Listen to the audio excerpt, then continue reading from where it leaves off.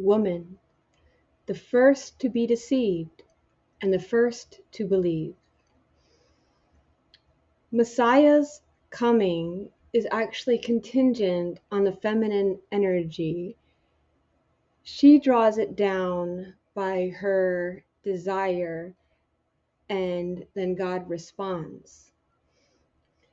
So it's not good that the head is the only one that studies Torah, the masculine energy, and his job is to give to any feminine energy that he's over until there's no more feminine energy. The way I explain this is at the lowest level, there's a feminine energy that needs to receive. But above that, there's a masculine energy, but that masculine energy becomes a feminine energy when it's receiving from above. So, in other words, the entire kingdom of earth is a feminine energy. It includes male and female, and it needs to draw down, like all of Israel, all of the church is the bride to Messiah, to God, and they need to draw down with that desire. But if you have anybody under you who needs to receive, for example, the mother can become a masculine energy when she gives to her children. So she's no longer just a receiver, and she's also turns into a giver. And that's the goal, that the kingdom would not just receive, but that she would be able to stay lit on her own in order to give that light back to God, like a closed circuit. So this word ratzah here means desire, and it's like a feminine word because it ends in the word hey. But if we look at the word aretz, it starts with aleph, and the aleph can represent God. So it's that same two letters, resh and tzaddik, aleph, resh, tzaddik for aretz, which is earth. So that's like God's desire is to have his bride. But the bride needs to reciprocate that. So God, every day he'll send down dew, but in order to receive that rain that really satisfies the earth needs to reciprocate that desire and not just pray amiss to spend it on her lust down below, because that's no connection at all. She needs to be the one that has that desire, that she's going to the tomb looking for Messiah. And so she's the first one to believe that this is the risen Lord. She's the one that is drawing it down. She's the first one to believe. So that aretz, the desire of God, which is earth, needs to also have that reciprocal action that earth gives out to God that draws God down. And this is her desire to be one with God. Woman, welcome back. We have been learning about these two groups of water. One that goes contrary to nature and is above. Water naturally should fall down. But what needs to happen is that our desire for God is so great that it transcends the laws of nature, responding to that light, that warmth above of the Father, to desire to be with him, where the water would actually ascend through the air, which normally would be weightier than the air, but it's like a fish going upstream, which most fish don't do. So instead of mixing with the salt water with impurities, this pure water remains pure, does not mix with this world, but instead it transcends reality to be that fish that goes upward. And that's what we all should strive to be, to not just intellectually know things, but to have that desire deep inside of us, because that's what earth is, that hidden meaning of that word for earth, that ratzah, that we would have that desire to be one with God above. Here is the word for destruction. I didn't see it in the noun form, but here it is in the verb form, shamaz. And if we combine that with the word for eye, it would be ngayin, shamaz ngayin. It sounds a little bit like shamayim. So we could also say with just shim, shin, and maim, there, I, as in um, the over there is the I. You could have a destructive I, or there is an I. So here is where we left off last time. If they merit, then the heavens will tell his righteousness, the heavens proclaim his righteousness, and all people see his glory. And if not, the heavens will reveal his sin. Heaven will expose his iniquity, earth will rise up against him. Okay, so here is made us alive with Messiah, even when we were dead in our trespasses. It is by grace that you have been saved. And Elohim raised us up with Messiah and seated us with him in the heavenly realms in Messiah Yahushua. So, in other words, he's talking about those who are there on earth being seated in the heavenly realms with Messiah. So we have just a little bit of our soul in our bodies. Most of it is just the heel is what we have in our body. Most of it is actually in the heavens.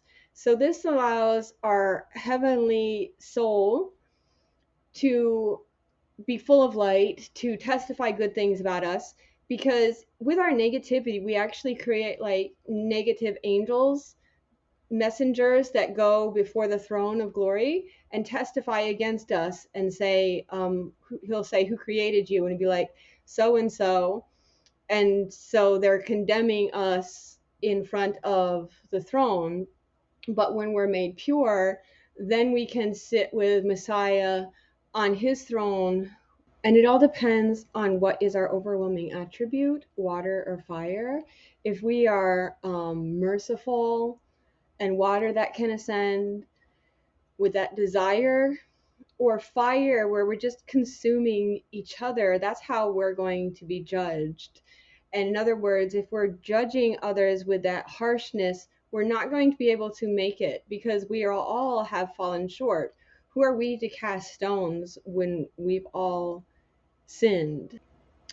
Besamayim could be like judgments that have been sweetened with these spices. So, in spices.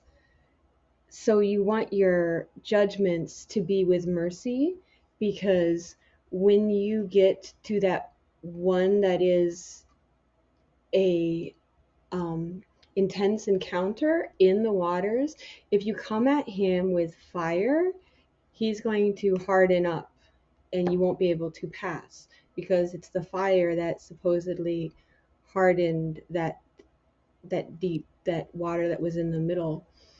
But if you come at him with mercy, something that's more soft, it reflects how you are acting. So what kind of eye do you have in heaven? Do you have a destructive eye that is condemning you? Or do you have like that eye that sees all, that is the eye of mercy? Let's finish reading. Rabbi Yitzhak said, Sham Mayim means water travels, Sa Mayim, a shipment, Te'on, of water. For example, this is similar to milk that was placed in a bowl. Before a single drop of miso, a liquid agent used for curdling milk, drips into it, the milk moves back and forth. But as soon as a drop of miso drips into it, it coagulates and stands still. Thus it says, the pillars of heaven tremble, the heavens stood still, because God placed miso inside them. And so it was evening, and it was morning the second day. Thus Rav said, the waters were wet on the first day, and on the second day they congealed.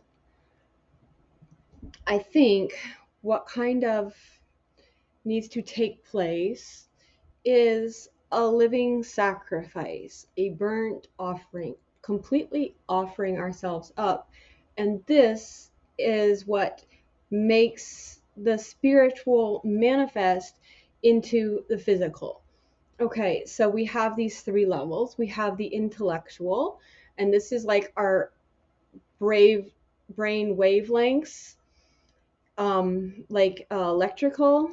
And then we have the emotional, which is that desire that we need to draw down, like that water that can ascend upwards. And this is like magnetism, so it draws down. But in order for it to manifest into a physical form, it needs to reach the liver. And I believe the word for liver is like kavod, which has to do with heaviness. I don't think that's kidneys, I think it's liver. So what makes it heavy is when it reaches down to the lowest point to the liver. Water in its solid form would be ice, which is also similar to death because like all the warmth leaves you. So again, it's like being willing to be this living sacrifice, to die to self, like reaching that lowest soul so it too can end up being connected. Um, we looked at this verse previously, this passage. The pillars of heaven were trembling, astounded at his blast. By his power, he stilled the sea. And also, the molecules in ice are the slowest. So it's like very slow physical energy. By his skill, he struck down Rahab. By his wind, the heavens were calmed. This Rahab could just mean the proud. His hand pierced the fleeing or elusive serpent, and these are but a glimpse of his rule. People could think that the feminine energy is wrong and despise her because she's empty and maybe can be led astray because she has desire and lust. And so it's good to have desire. So it's like the woman is like the body of man, and these two need to accept each other. The soul needs to accept the body needs to accept the soul. That's that masculine and feminine energies, and also be able to reciprocate. So they're both kind of giving and receiving. And so it's good to have desire, but then we have to say, like, not my will, but your will be done, to understand that God knows best. So we're letting him know our desire. We're not killing our desire, but we're surrendering it. That we realize that what we think we want may not be what we ultimately want. And so we trust God so much that we know that what he desires for us is actually all that we actually want. So we're like, all of these things here on earth are but fleeting desires compared to how wonderful it would be just to be in your presence. So we should get to the point where we're saying like, all I want is you, and this will satisfy all my desire, even if I don't understand this, to kind of reach up to that from the lowest depths of our being. Let's finish off our Drash with some legends of the Jews. The second day. On the second day, God brought forth four creations: the firmament, hell, fire, and the angels. The firmament is not the same as the heavens of the first day. It is the crystal stretched forth over the heads of the Hayoth, from which the heavens derive their light, as the earth derives its light from the sun. This firmament saves the earth from being engulfed by the waters of the heavens. It forms the partition between the waters above and the waters below. It was made to crystallize into the solid it is by the heavenly fire, which broke its bounds and condensed the surface of the firmament. Thus fire made a division between the celestial and the terrestrial at the time of creation, as it did at the revelation on Mount Sinai, giving of the Torah. The firmament is not more than 3 fingers thick. Nevertheless, it divides to such heavy bodies as the waters below, which are the foundations for the nether world, and the waters above, which are the foundations for the 7 heavens, the divine throne, and the abode of the angels.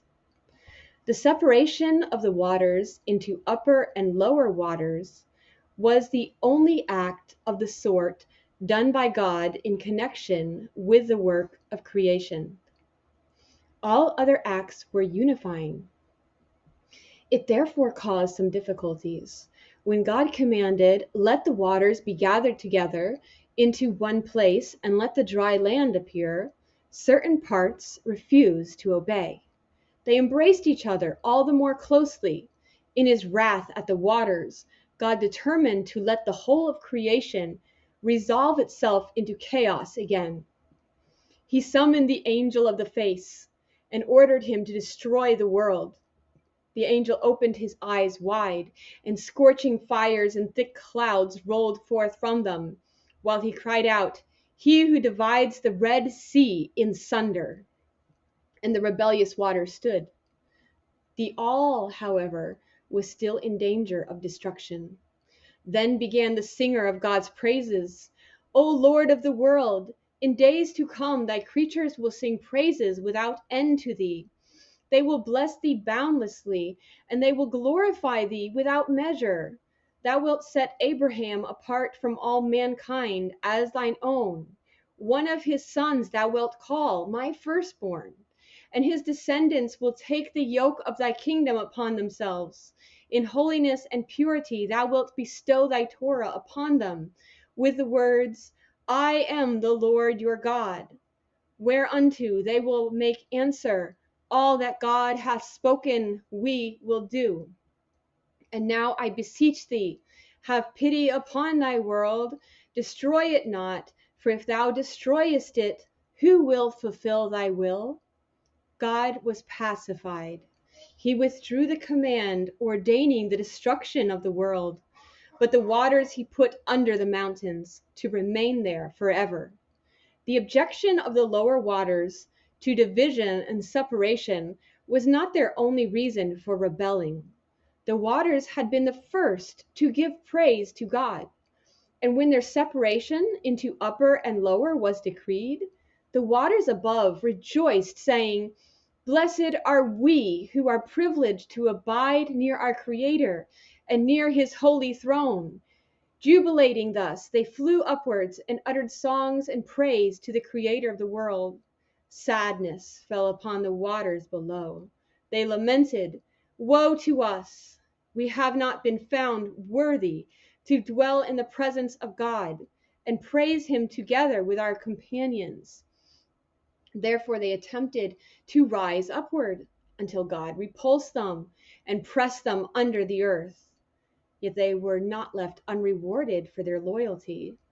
Whenever the waters above desire to give praises to God, they must first seek permission from the waters below. The second day of creation was an untoward day in more than the one respect, that it introduced a breach where before there had been nothing but unity. For it was the day that saw also the creation of hell. Therefore, God could not say of this day, as of the others, that he saw that it was good. A division may be necessary, but it cannot be called good. And hell surely does not deserve the attribute of good. Hell has 7 divisions, one beneath the other. They are called Sheol, Abaddon, Ber Shahat, Tit Yawen, Sha'ar Mawet, Sha'ar Zal Mawet, and Gehenna.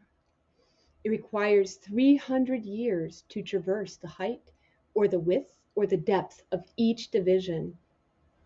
And it would take 6,300 years to go over a tract of land equal in extent to the 7 divisions. Each of the 7 divisions in turn has 7 subdivisions, and in each compartment there are 7 rivers of fire and 7 of hail. The width of each is 1,000 ells, its depth 1,000, and its length 300, and they flow one from the other and are supervised by 90,000 angels of destruction. There are besides in every compartment 7,000 caves. In every cave, there are 7,000 crevices, and in every crevice, 7,000 scorpions. Every scorpion has 300 rings, and in every ring, 7,000 pouches of venom, from which flow 7 rivers of deadly poison. If a man handles it, he immediately bursts. Every limb is torn from his body. His bowels are cleft asunder, and he falls upon his face. There are also 5 different kinds of fire in hell. One devours and absorbs, another devours and does not absorb, while the third absorbs and does not devour. And there is still another fire which neither devours nor absorbs, and furthermore a fire which devours fire. There are coals big as mountains, and coals big as hills, and coals as large as the Dead Sea, and coals like huge stones. And there are rivers of pitch and sulfur flowing and seething like live coals. The third creation of the second day was the angel hosts, both the ministering angels and the angels of praise. The reason they had not been called into being on the first day was lest men believe that the angels assisted God in the creation of the heavens and the earth. The angels that are fashioned from fire have forms of fire, but only so long as they remain in heaven. When they descend to earth to do the bidding of God here below, either they are changed into wind or they assume the guise of men. There are 10 ranks or degrees among the angels. The most exalted in rank are those surrounding the divine throne on all sides, to the right, to the left, in front, and behind, under the leadership of the archangels Michael, Gabriel, Uriel, and Raphael. All the celestial beings praise God with the words, "Holy, holy, holy is the Lord of hosts." But men take precedence of the angels herein. They may not begin their song of praise until the earthly beings have brought their homage to God. Especially Israel is preferred to the angels. When they encircled the divine throne in the form of fiery mountains and flaming hills and attempt to raise their voices in adoration of the Creator, God silences them with the words, "Keep quiet until I have heard the songs, praises, prayers, and sweet melodies of Israel." Accordingly, the ministering angels and all the other celestial hosts wait until the last tones of Israel's doxologies rising aloft from the earth have died away, and then they proclaim in a loud voice, "Holy, holy, holy is the Lord of hosts." When the hour for the glorification of God by the angels draws nigh, the august divine herald, the angel Shamael, steps to the windows of the lowest heaven to hearken to the songs, prayers, and praises that ascend from the synagogues and the houses of learning. And when they are finished, he announces the end to the angels in all the heavens. The ministering angels, those who come in contact with the sublunary world, now repair to their chambers to take their purification bath. They dive into a stream of fire and flame 7 times, and 365 times they examine themselves carefully to make sure that no taint clings to their bodies. Only then they feel privileged to mount the fiery ladder and join the angels of the 7th heaven and surround the throne of God with Hashmal and the holy Hayoth, adorned with millions of fiery crowns, arrayed in fiery garments, all the angels in unison, in the same words and with the same melody, intone songs of praise to God.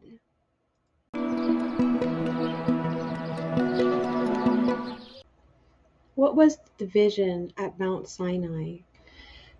The male and the females were separated. So it's believed that along with the Levites, the females weren't guilty of the golden calf and other rebellions. And so they did not have to die off in the wilderness. They could have lived just like Joshua and Caleb were able to live and enter. And it's going to be similar with Messiah's second coming, that man is going to be rare as gold.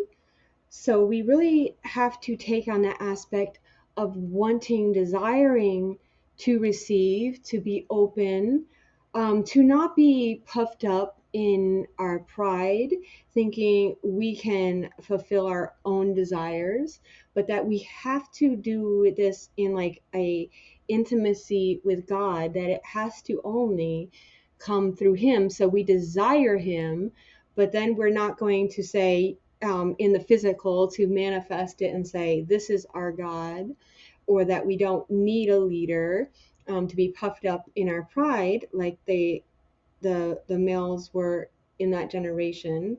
So it's like, again, I was saying, it's really contingent on being that female energy that is desirous of the same thing that God is desirous of. So she receives. And the sweetest praise to God is one that comes from great pain while in exile. And so that's why God silences all his heavenly hosts when his kingdom, his bride, still praises him when she wouldn't seem to have any logical, physical reason to do so, where her desire is so pure, even in the darkest of night, that she longs for him and sets all else aside to cry out with that desire. Thanks for joining us, and be blessed. Looking forward to this final level of Zohar, of Sod.